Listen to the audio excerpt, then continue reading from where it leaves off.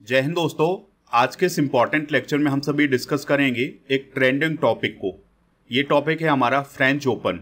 तो 2025 का जो फ्रेंच ओपन हुआ है, इससे related current affairs GK discuss करेंगे। इसके अलावा एक साल में जितने भी ग्रैंड स्लैम आयोजित किए जाते हैं उनके बारे में भी डिस्कशन करने वाले हैं। तो ये वीडियो आपके हर एक एग्ज़ाम के लिए बहुत ही यूजफुल है, चाहे आप आरआरबी एनटीपीसी का एग्ज़ाम दो, एसएससी सीजीएल का एग्ज़ाम दो, या फिर किसी भी स्टेट का एग्ज़ाम हो, या फिर दोस्तों रेलवे हो, बैंकिंग हो, कोई भी एग्ज़ाम हो, उसके लिए ये टॉपिक बहुत ही यूजफुल है। तो आप इससे लास्ट तक देखिएगा और इसके जो जीके के पॉइंट हैं उनको भी नोट करते जाइएगा, क्योंकि वहाँ से भी क्वेश्चन बनेंगे। तो सबसे पहले हम बात करेंगे फ्रेंच ओपन की। तो 2025 का जो फ्रेंच ओपन है यह 26 मई से लेकर 8 जून 2025 तक आयोजित किया गया है। इसका आयोजन फ्रांस की राजधानी पेरिस में किया गया है और पेरिस में जो रोलैंड गैरोस नामक स्थान है वहां पर इसका आयोजन किया गया है। 2025 में फ्रेंच ओपन का 129वां संस्करण आयोजित किया गया है। अगर आपसे पूछा जाए मेंस सिंगल्स के विनर कौन है, तो वो हैं कार्लोस अल्कराज, जो कि स्पेन देश के हैं। यहाँ पर आप उन्हें देख भी सकते हैं।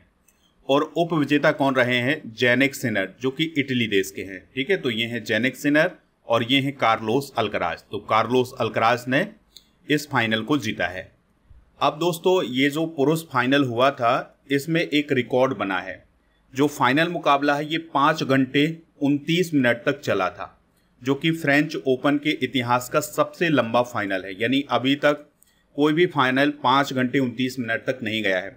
आमतौर पर क्या होता है कि जो टेनिस का मैच है वो 2-3 घंटे तक चलता है, लेकिन ये 5 घंटे 29 मिनट तक चला है। इस प्रकार से ये फ्रेंच ओपन के इतिहास का सबसे लंबा फाइनल रहा है। अगर हम वोमेन्स सिंगल्स के विनर की बात करें तो ये खिताब जीता है अमेरिका की कोको गॉफ ने। यहाँ पर आप कोको गॉफ को देख सकते हैं। और उप विजेता कौन रही हैं, आरियाना सबालेंका, जो कि बेलारूस की हैं। यहाँ पर दोस्तों आप एक बात और याद रख सकते हैं कि जो पुरुष एकल विजेता है कार्लोस अल्कराज, ये वर्तमान में दुनिया के नंबर 2 पुरुष टेनिस खिलाड़ी हैं और जो जैनिक सिनर हैं ये नंबर 1 पर हैं। इसी प्रकार से अगर हम महिलाओं में बात करें तो जो कोको गॉफ हैं ये विश्व की नंबर 2 महिला टेनिस खिलाड़ी हैं और जो आरियाना सबालेंका हैं ये नंबर 1 पर हैं। ठीक है, तो जो नंबर 1 पर थे वो हार गए हैं और नंबर 2 वाले जीत गए हैं। फ्रेंच ओपन 2025 में पुरुष युगल विजेता कौन कौन रहे हैं, तो मार्सेल ग्रोनोलेट्स और होरासियो जेबालोस, इनकी जोड़ी ने पुरुष युगल का खिताब जीता है। महिला युगल का खिताब किसने जीता है, सारा एरानी और जेस्मिन पाउलिनी की जोड़ी ने। मिश्रित युगल का खिताब किसने जीता है, तो सारा एरानी और एंड्रिया वावासोरी की जोड़ी ने। तो पुरुष युगल का जो खिताब होता है इसमें 2 पुरुष खिलाड़ी होते हैं। महिला युगल में भी 2 महिला खिलाड़ी होती हैं और जो मिश्रित युगल होता है इसमें 1 महिला और 1 पुरुष खिलाड़ी होता है। दोस्तों फ्रेंच ओपन 2025 के जो विजेता हैं कार्लोस अल्कराज, उनके बारे में कुछ डिस्कशन करते हैं।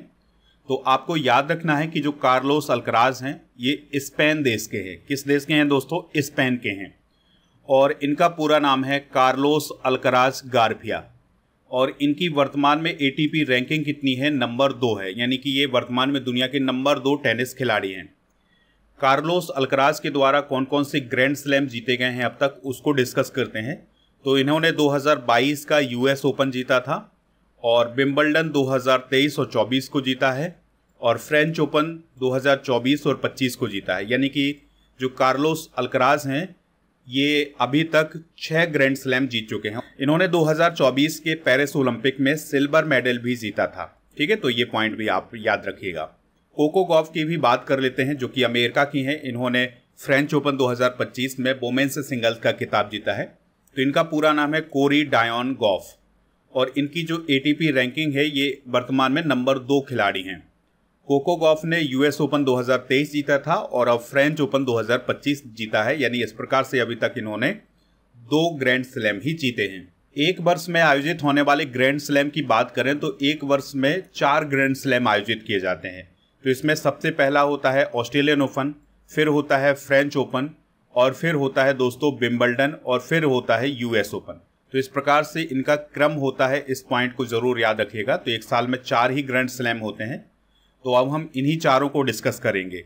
तो सबसे पहले बात करते हैं ऑस्ट्रेलियन ओपन की। तो दोस्तों जो ऑस्ट्रेलियन ओपन है ना, ये ऑस्ट्रेलिया के मेलबर्न पार्क में आयोजित किया जाता है और यह हार्ड कोर्ट पर खेला जाता है। इस पॉइंट को नोट कर लें। और इसका आयोजन जनवरी में होता है। और ऑस्ट्रेलियन ओपन की जो शुरुआत हुई थी वो 1905 में हुई थी। तो अगर आपसे पूछा जाए Australian open, French open, Wimbledon और यूएस ओपन में सबसे नया ग्रैंड स्लैम कौन है, तो वो है ऑस्ट्रेलियन ओपन, जो कि 1905 में शुरू हुआ था। ठीक है, तो इसकी विशेषता क्या है कि यह साल का पहला ग्रैंड स्लैम होता है। ऑस्ट्रेलियन ओपन 2025 हो चुका है, तो इसके विजेता डिस्कस करते हैं। जैसे पुरुष एकल का खिताब जैनिक सिनर ने जीता है, ये इटली के हैं। और महिला एकल का खिताब मेडिसन कीज ने जीता है, जो कि अमेरिका की हैं। तो ये हैं जैनिक सिनर और ये हैं मेडिसन कीज। फ्रेंच ओपन की बात करते हैं तो दोस्तों इसका जो आयोजन है यह रोनाल्ड गैरोस नामक स्थान पर किया जाता है, जो कि पेरिस फ्रांस में है। और यह मिट्टी वाली सतह पर खेला जाता है, यानी कि यह क्ले कोर्ट पर खेला जाता है। तो इस प्रकार से आप देख सकते हैं, यहाँ पर आपको लाल बजरी दिखाई देती है। तो इसी बजरी पर या इसी मिट्टी पर फ्रेंच ओपन का आयोजन किया जाता है। और इसका जो आयोजन है यह मई जून के महीने में होता है। और इसकी जो शुरुआत है यह 1891 में हुई थी। और इसकी विशेषता क्या है कि यह क्ले कोर्ट पर खेला जाने वाला एकमात्र ग्रैंड स्लैम है। दोस्तों फ्रेंच ओपन को हम रोलैंड गैरोस के नाम से भी जानते हैं, इस पॉइंट को भी आप याद रखिएगा। जो स्पेन देश के राफेल नडाल हैं, उन्हें लाल बजरी का बादशाह कहा जाता है, क्योंकि उन्होंने रिकॉर्ड 14 बार फ्रेंच ओपन को जीता है। यहाँ पर आप राफेल नाडाल को भी देख सकते हैं। विंबलडन की बात करें तो इसका आयोजन इंग्लैंड के लंदन शहर में ऑल इंग्लैंड क्लब में किया जाता है। और यह ग्रास कोर्ट पर खेला जाता है। ठीक है, यानी कि ये घास के कोर्ट पर खेला जाता है। और इसका आयोजन जून जुलाई में होता है। 1877 में इसकी शुरुआत हुई थी। तो जो 4 ग्रैंड स्लैम होते हैं उनमें सबसे पुराना जो ग्रैंड स्लैम है वो है विंबलडन का। इसकी शुरुआत 1877 में हुई थी। यूएस ओपन साल के अंत में आयोजित होता है और इसका आयोजन अमेरिका के न्यूयॉर्क के फ्लेसिंग मीडोज नामक स्थान पर होता है। और यह हार्ड कोर्ट पर खेला जाता है। और इसका आयोजन अगस्त सितंबर में होता है। इसकी शुरुआत 1881 में हुई थी। और इसकी विशेषता ये है कि यह सबसे आधुनिक ग्रैंड स्लैम है और टाई ब्रेक नियमों में इसके लिए बदलाव भी किया गया है। ठीक है, तो इस प्रकार से दोस्तों हमने Australian open, French open, Wimbledon और यूएस ओपन इन सभी को डिस्कस कर लिया है। अब एक और पॉइंट याद रखना है आपको कि सबसे ज़्यादा ग्रैंड स्लैम जीतने वाले खिलाड़ी कौन कौन हैं। तो अगर हम पुरुषों की बात करें तो सबसे ज़्यादा जो ग्रैंड स्लैम जीते हैं वो नोवाक जोकोविच ने जीते हैं, 24 ग्रैंड स्लैम जीते हैं। राफेल नडाल ने 22 ग्रैंड स्लैम जीते हैं और रोजर फेडरर ने 20 ग्रैंड स्लैम जीते हैं। ठीक है, तो पुरुषों में सबसे ज़्यादा ग्रैंड स्लैम जीते हैं नोवाक जोकोविच ने। यहाँ पर आप उन्हें देख सकते हैं। और ये किस देश के हैं, ये सर्बिया देश के हैं। महिला टेनिस खिलाड़ियों की बात करें तो सबसे ज़्यादा ग्रैंड स्लैम जीते हैं मार्गरेट कोर्ट ने, इन्होंने भी 24 ग्रैंड स्लैम जीते हैं। सेरेना विलियम्स ने 23 ग्रैंड स्लैम और स्टेफी ग्राफ ने 22 ग्रैंड स्लैम जीते हैं। तो ये सभी इंपॉर्टेंट जानकारी आप नोट कर लें। आप स्टडी करके ऐप को इंस्टॉल कर लें, इसका लिंक डिस्क्रिप्शन बॉक्स में दिया गया है। तो दोस्तों आप यहाँ से मंथली करंट अफेयर्स की ई बुक प्राप्त कर सकते हैं। इसके अलावा 2024 के करंट अफेयर्स की ई बुक मिल जाएगी। और ऐप पर paid course, ebook, test series, daily current affairs की PDF, क्लास नोट और कोर्स एंड PDF वाला ऑप्शन मिल जाएगा।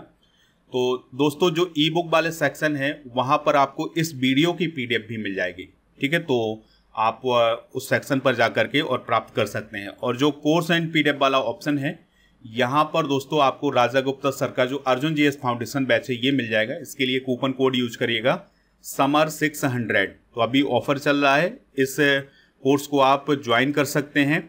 और इस कोर्स की जो वैलिडिटी है वो 3 साल की है, यानी 3 साल तक आप इस कोर्स का यूज कर सकते हैं।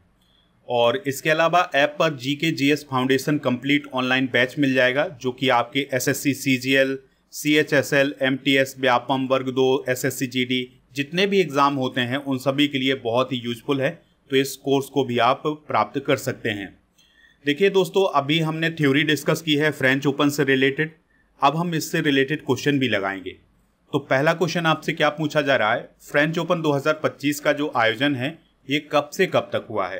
तो फ्रेंच ओपन 2025 का आयोजन 26 मई से लेकर 8 जून 2025 तक हुआ है, यानी ऑप्शन बी इसका राइट आंसर हो जाएगा।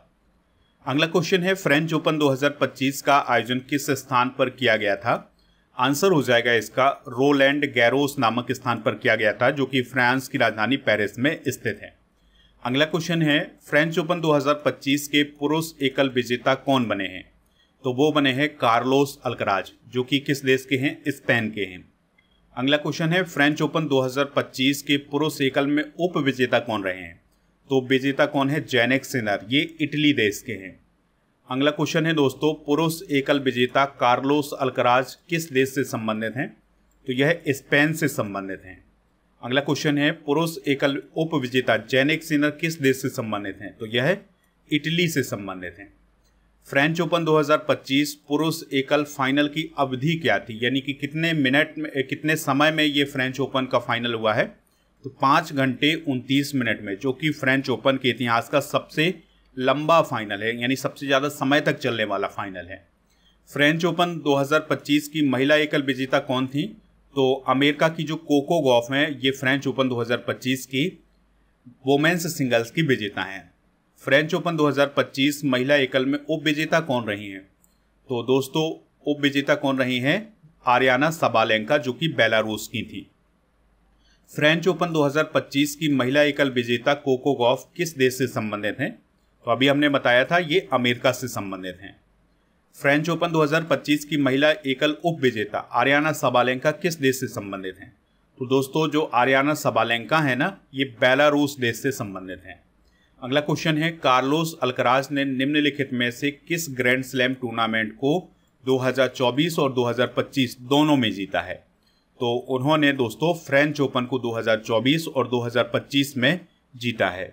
अगला क्वेश्चन है कार्लोस अल्कराज ने 2024 पेरिस ओलंपिक्स में कौन सा मेडल जीता था? तो दोस्तों उन्होंने सिल्वर मेडल जीता था। कार्लोस अल्कराज ने विंबलडन ग्रैंड स्लैम कितनी बार जीता है? तो दोस्तों उन्होंने 2 बार विंबलडन ग्रैंड स्लैम अपने नाम किया है। कोको गॉफ ने किस वर्ष यूएस ओपन ग्रैंड स्लैम जीता है? तो कोको गॉफ ने 2023 में यूएस ओपन ग्रैंड स्लैम जीता था। साल का पहला ग्रैंड स्लैम कौन है? तो ऑस्ट्रेलियन ओपन साल का पहला ग्रैंड स्लैम है। तो इनका क्रम याद रखिएगा, ऑस्ट्रेलियन ओपन होता है, फिर फ्रेंच ओपन होता है, फिर विंबलडन होता है और फिर लास्ट में यूएस ओपन होता है। ऑस्ट्रेलियन ओपन की शुरुआत किस वर्ष हुई थी? तो दोस्तों 1905 में ऑस्ट्रेलियन ओपन की शुरुआत हुई है। तो इस प्रकार से जो ऑस्ट्रेलियन ओपन है ये चारों ग्रैंड स्लैम में सबसे नया ग्रैंड स्लैम है।